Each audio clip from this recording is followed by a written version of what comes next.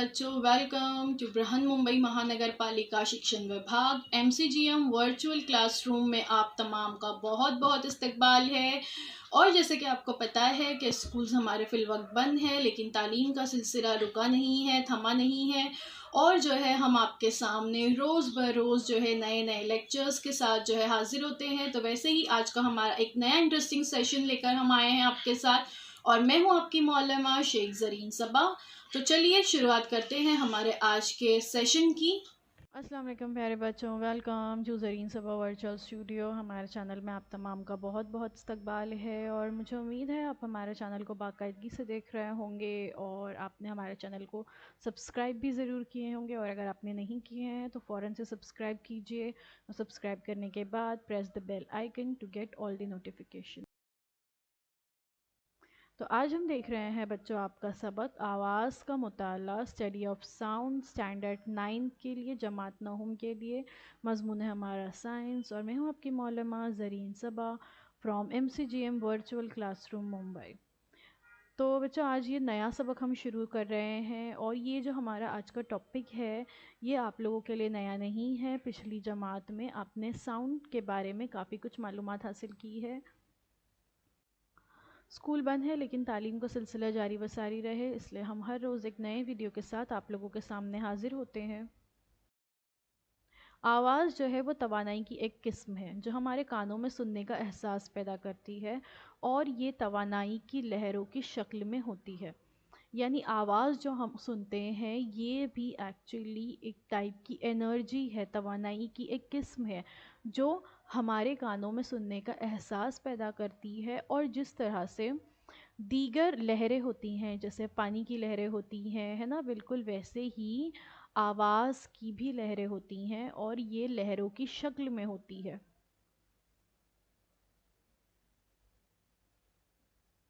आवाज़ की अशात, आवाज़ के मंबे से आवाज़ की लहरों का तमाम सिमतों में फैलना ही आवाज़ की अशात या प्रोपगेशन ऑफ साउंड कहलाता है।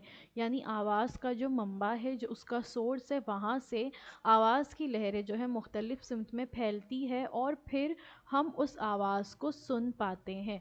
तो इसे ही आवाज़ की अशात कहते हैं।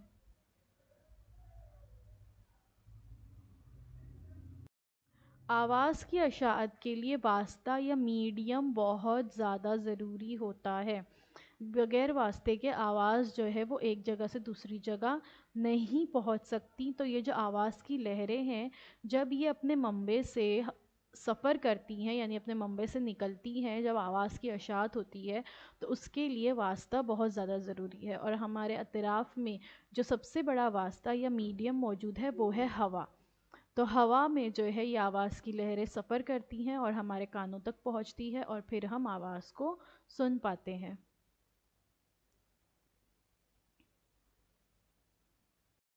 आवाज़ पैदा करने के लिए किसी चीज़ में इर्तियाश होना बहुत ज़्यादा ज़रूरी है, यानी वाइब्रेशन का होना बहुत ज़्यादा ज़रूरी है। चीज़ जो भी शय है जब तक वो मुर्तइश रहती है तो उसके मुर्तइश रहने तक, यानी जब तक वो वाइब्रेट होती है तो उसके वाइब्रेट होने तक हमें आवाज़ सुनाई देती है। और जब ये वाइब्रेशन या इर्तियाश रुक जाता है तो उसके रुकने के बाद आवाज़ भी बंद हो जाती है। ठीक है। जो भी आवाज़ हम अपने अतराफ़ में सुनते हैं तो उस आवाज़ में जब वो आवाज़ पैदा होती है तो उसके लिए इर्तियाश का होना बहुत ज़्यादा ज़रूरी है। जिस चीज़ के ज़रिए आवाज़ पैदा होती है उसे आवाज़ का मंबा कहते हैं।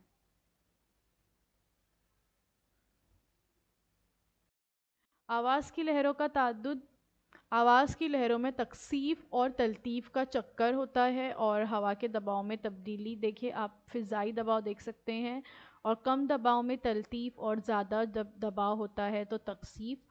और तकसीफ़ और तलतीफ़ का ये चक्कर जो है वो चलता रहता है, मिलकर जो है एक पूरा साइकिल तैयार होता है और इस तरह से आवाज़ की अशात होती है।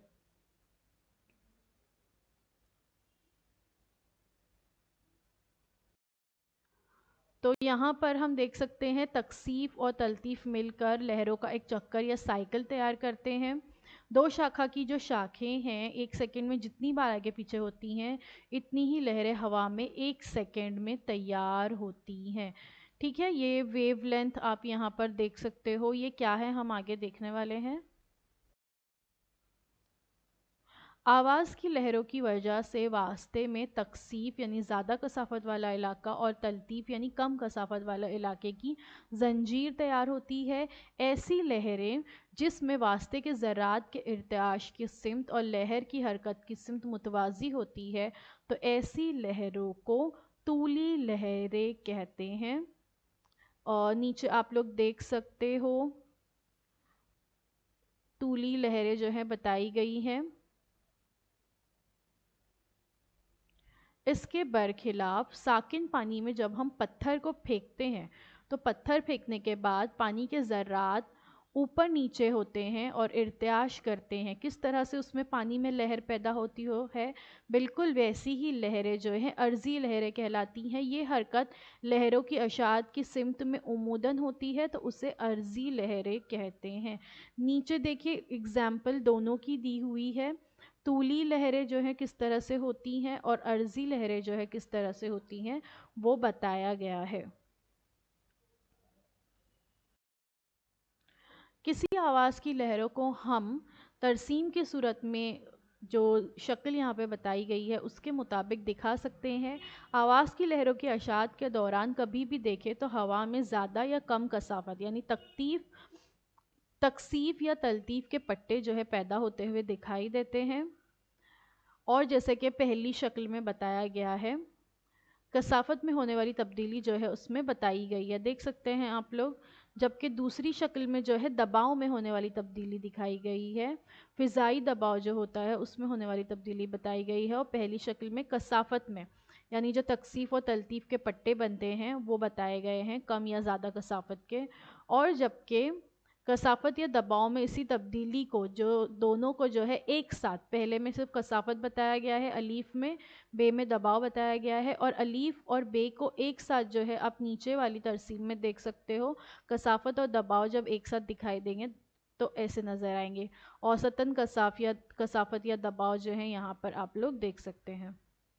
تو یہ کیا ہے؟ آواز کی لہریں ہیں۔ آواز کی لہروں کو طول موج یا ویو لینتھ کو یونانی حرف لیمڈا سے ظاہر کیا جاتا ہے، جو یہ ویو لینتھ ہے۔ تو طول موج کو کس سے ظاہر کیا جاتا ہے؟ یونانی حرف ہے یہ لیمڈا، اس سے ظاہر کرتے ہیں، جبکہ تعدد یعنی فریکوینسی کو یونانی حرف نیو سے ظاہر کیا جاتا ہے، اور ارتعاشی عرض یعنی ایمپلیٹیوڈ کو اے سے ظاہر کرتے ہیں۔ واسطے میں ایک مکمل اہتزاز کے لیے درکار وقت کو آواز کی لہروں کا وقفہ دور یا پیریڈ کہا جاتا ہے اور اسے ٹی سے ظاہر کیا جاتا ہے۔ دیکھیے تصویر میں نیچے آپ لوگ دیکھ سکتے ہو فریکوینسی کے لیے ایف، پیریڈ کے لیے ٹی بتایا گیا ہے۔ ویو لینتھ جہاں پر لکھا ہے اس کے نیچے آپ دیکھ سکتے ہو لیمڈا، ٹھیک ہے، اس طرح سے، اور ایمپلیٹیوڈ کو جو ہے اے سے ظاہر کیا جاتا ہے۔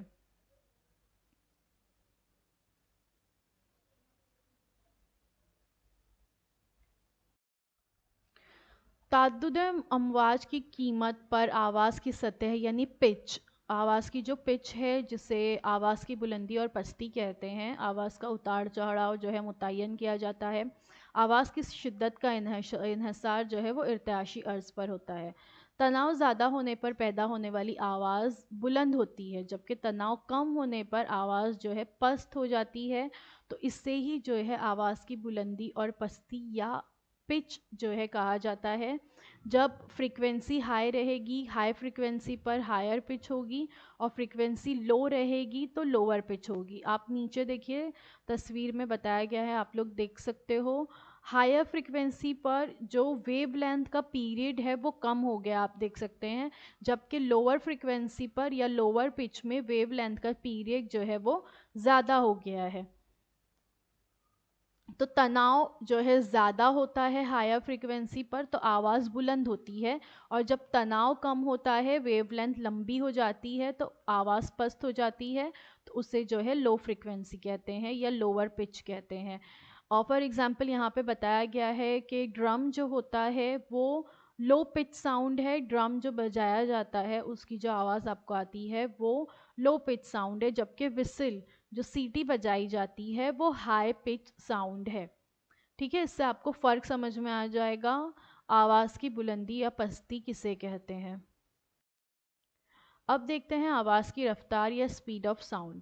آپ اپنے دوست کے ساتھ اس جگہ جائیے جہاں لوہے کا پائپ لگا ہوا ہو، فار ایگزامپل آپ کے اسکول کا میدان ہو سکتا ہے، یا گھر کا گیٹ ہو سکتا ہے، یا زینہ ہوتا ہے، یا باڑ ہوتی ہے، اس پر بھی جو ہے اس طرح سے لوہے کے پائپ لگے ہوئے ہوتے ہیں۔ اب کیا کرنا ہے، پائپ کے ایک سرے کے قریب کھڑے رہیے اور دوست کو آپ سے اندازاً 20 سے 25 فٹ دور کھڑا کیجیے۔ اب دوست کو پتھر سے ضرب لگانے کے لیے کہیے اور آپ پائپ کو کان لگا کر آنے والی آواز کو سنیے۔ پتھر سے پائپ پر ضرب لگنے کی آواز اور ہوا کے ذریعے آئی ہوئی آواز میں کون سی آواز آپ کو پہلے سنائی دے گی؟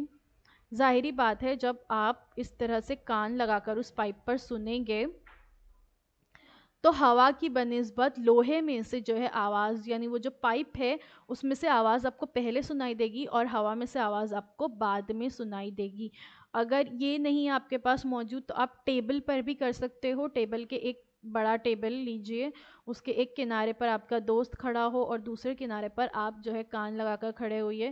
آپ کے دوست کو کہیے کہ وہاں سے ٹیبل پر وہ کھٹ کھٹ کی یا کوئی ہاتھ میں کوئی چیز لے کر ٹیبل پر آواز کرے، تو آپ کو ٹیبل سے آواز پہلے سنائی دے گی اور ہوا میں آواز آپ کو جو اپنے دوسرے کان سے آواز جو ہے وہ بعد میں سنائی دے گی، اور جو کان آپ کا ٹیبل پر ہے وہاں سے آواز آپ کو پہلے سنائی دے گی۔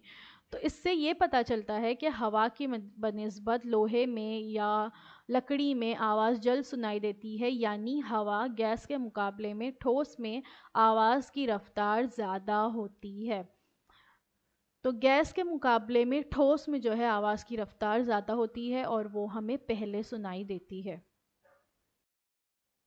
اکائی وقت میں لہر جو ویو لینتھ ہے اس کی تکثیف یا تلطیف کے کسی نقطے سے طے شدہ فاصلے کو آواز کی رفتار کہتے ہیں۔ تو رفتار برابر فاصلہ بٹے وقت، یہ ہمیں پتہ ہے۔ تو لہر کا کوئی نقطہ ٹی وقت میں لیمڈا طول موج کا فاصلہ طے کرتا ہو تو آواز کی رفتار جو ہے وہ ذیل کے مطابق ہوگی، رفتار برابر طول موج بٹے وقفہ دور، یعنی v = λ/t۔ تو یہاں پر آپ دیکھ سکتے ہو چال کا جو ضابطہ ہے، چال برابر تعدد ضرب طول موج، ٹھیک ہے۔ تو یہ یہاں پر ہو گیا v، چونکہ ہمیں پتا ہے 1/t = نیو، تو v = نیو × لیمڈا۔ تو یہ چال برابر، اس کا مطلب ہو گیا کہ رفتار یعنی چال برابر تعدد ضرب طول موج، ٹھیک ہے۔ یہ ضابطہ جو ہے ہمیں یہاں پر اس کا حاصل ہو گیا۔ یکساں طبعی حالت میں دیے ہوئے واسطے میں تمام تعدد کی آواز کی رفتار تقریباً ایک جیسی ہوتی ہے۔ آواز کی رفتار ٹھوس واسطے سے گیس واسطے تک بتدریج کم ہوتی جاتی ہے۔ اگر ہم کسی واسطے کا درجہ حرارت بڑھائیں تو آواز کی رفتار بھی بڑھ جاتی ہے۔ اس کا مطلب ہے کہ آواز کی رفتار جو ہے وہ درجہ حرارت یعنی ٹیمپریچر پر بھی ڈیپینڈ کرتا ہے۔ اگر ہم ٹیمپریچر کو بڑھاتے جاتے ہیں تو آواز کی رفتار بھی بڑھتی جائے گی، اور جیسے کہ آپ کو بتایا گیا اور یہاں پر آپ شکل میں بھی دیکھ سکتے ہو، آواز کی رفتار سب سے زیادہ ٹھوس میں ہوتی ہے، اس سے کم جو ہے لکوڈ میں ہوتی ہے، اور سب سے کم جو ہے گیس میں ہوتی ہے۔ تو گیسی واسطے تک بتدریج کم ہوتی جاتی کا مطلب یہی ہے کہ سب سے زیادہ ٹھوس میں ہے، اس کے بعد مائع میں، اور سب سے کم جو ہے گیس میں۔ اب یہاں پر مختلف واسطوں میں 25 ڈگری سینٹی گریڈ پر آواز کی رفتار بتائی گئی ہے۔ یہاں پر درجہ حرارت بتانا بہت اہم ہے۔ 25 ڈگری سینٹی گریڈ کیوں بتایا گیا؟ کیونکہ درجہ حرارت اگر تبدیل ہوگا تو آواز کی رفتار بھی تبدیل ہوگی۔ جیسے یہاں پہ بتایا گیا ہے کہ حالت جیسے بتائی گئی، ٹھوس ہے، مائع ہے، گیس ہے۔ ٹھوس میں مختلف اشیاء بتائی گئی ہے، ایلومینیم 5420 میٹر پر سیکنڈ، اس کے بعد نکل، پھر سٹیل، پھر لوہا، پیتل اور شیشہ۔ سمندری پانی میں اور خالص پانی میں آواز کی رفتار الگ الگ ہے۔ سمندری پانی میں 1531 میٹر پر سیکنڈ اور خالص پانی میں 1498 میٹر پر سیکنڈ۔ گیس میں بھی ہوا کی رفتار الگ الگ ہے۔ ہوا میں آواز کی رفتار جو ہے وہ 346 मीटर पर सेकेंड, जबकि हाइड्रोजन में सबसे ज़्यादा है 1284 और सबसे कम जो है सल्फर डाइऑक्साइड में है 213। तो यहाँ पर आप लोग देख सकते हो ठोस में आवाज़ की रफ्तार सबसे ज़्यादा है, उससे कम माय में और सबसे कम गैस में। और ये कितने दर्ज हरारत पर बताया गया है? 25 डिग्री सेंटीग्रेड पर। इटली के तिब्बियादा बोरेली और विवियानी ने सन 1660 की दहाई में हवा में आवाज़ की रफ्तार की पैमाइश की। तो ये जो दोनों इटली के साइंटिस्ट थे, उन्होंने जो है सबसे पहले हवा में आवाज़ की रफ्तार की पैमाइश की थी।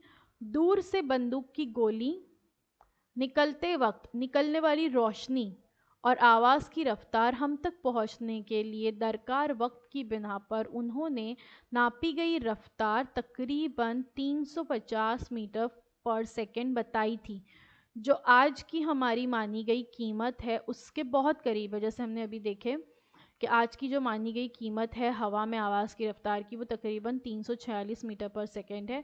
तो इससे बहुत ज़्यादा करीब ये है।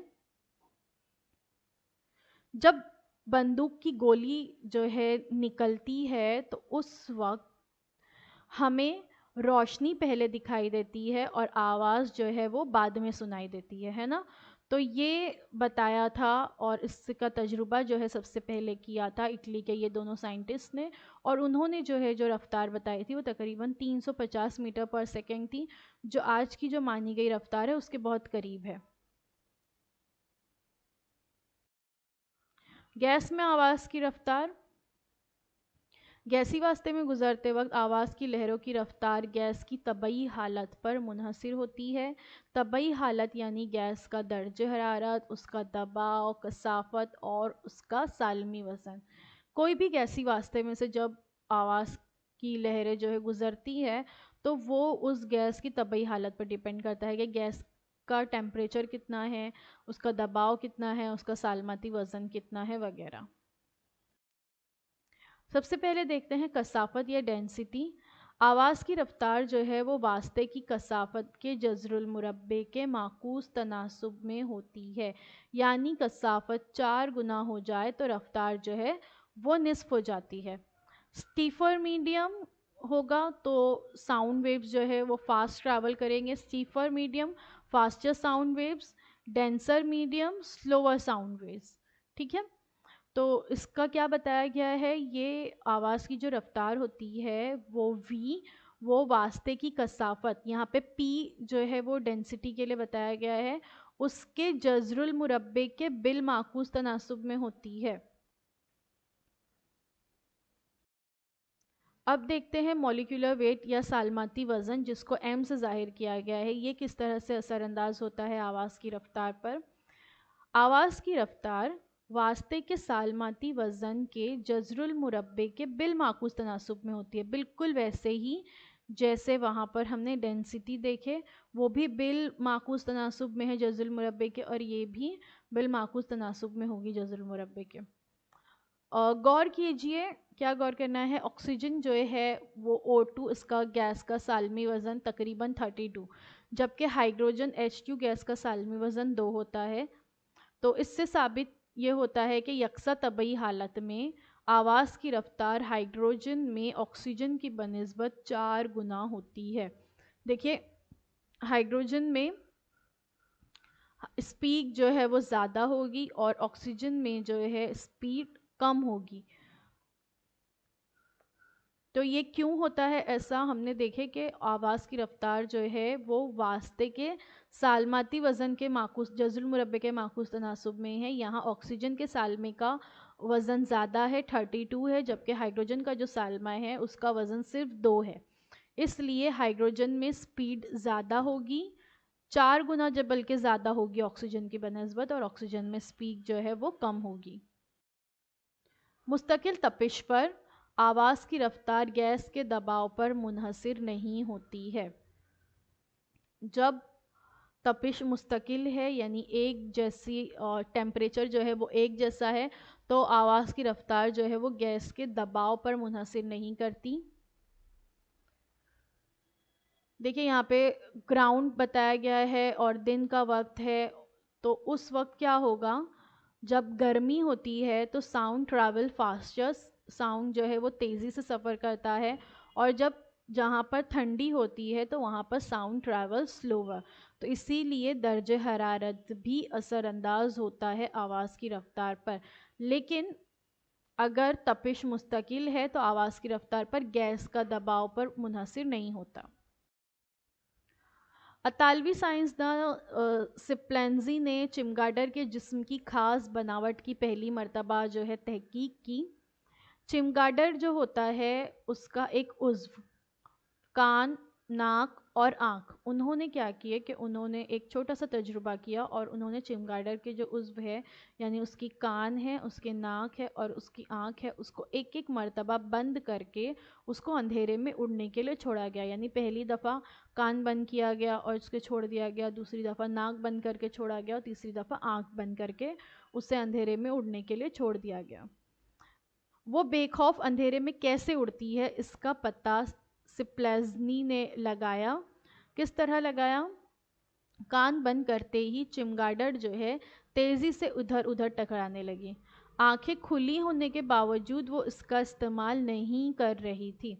یعنی چمگاڈر، ہمیں پتہ ہے کہ چمگاڈر جو ہے وہ اندھیرے میں اڑتی ہے نا، اور اندھیرے میں جب اتنا زیادہ اندھیرا ہو کہ کچھ نظر نہ آ رہا ہو تو اس گہرے اندھیرے میں بھی وہ چمگاڈر بہت تیزی سے اور آسانی سے اڑتی ہے. تو انہوں نے کیا کیا کہ جب انہوں نے اس کے کان بند کر دیے اور آنکھیں کھلی رکھی، دیکھنے کے لیے ہم آنکھوں کا استعمال کرتے ہیں نا، تو آنکھیں کھلی ہونے کے باوجود بھی وہ اس کا استعمال اندھیرے میں نہیں کر پا رہی تھی، اور وہ ادھر ادھر جو ہے ٹکرانے لگی. اس سے یہ سمجھ میں آیا کہ چمگاڈر کے بے خوف اور بھروسہ مند پرواز کی صلاحیت کا راز اس کی آنکھوں میں نہیں ہے بلکہ اس کے کانوں میں ہے. چمگاڈر جو ہوتی ہے وہ بالا صوتی آواز منہ سے نکالتی ہے اور سامنے منعکس کرنے والی سطح سے ٹکرا کر یہ منعکس آواز جو ہے وہ کانوں سے سنتی ہے. اس طریقے سے سامنے آنے والی شے کی نوعیت اور فاصلے کے بارے میں چمگاڈر کو اندھیرے میں بھی بالکل صحیح علم ہو جاتا ہے.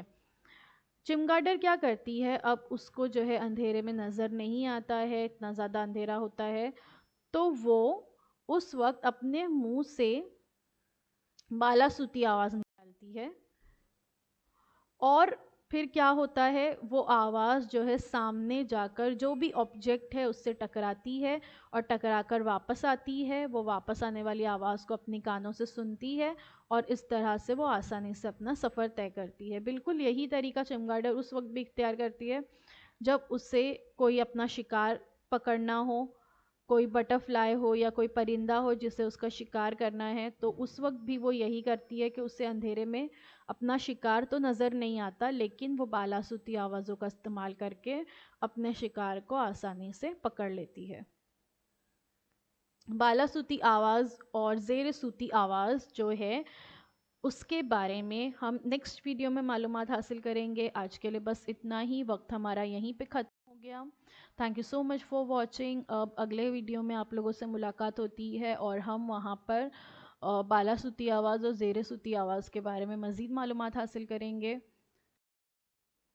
اگر آپ کو ہمارا یہ ویڈیو اچھا لگا ہے تو ہمارے ویڈیو کو ضرور لائک کیجئے، اس ویڈیو کو اپنے ساتھیوں کے ساتھ ضرور شیئر کیجئے، چینل کو سبسکرائب کیجئے، اور سبسکرائب کرنے کے بعد press the bell icon to get all the notification. اب اگلے ویڈیو میں آپ لوگوں سے ملاقات ہوتی ہے. اللہ حافظ.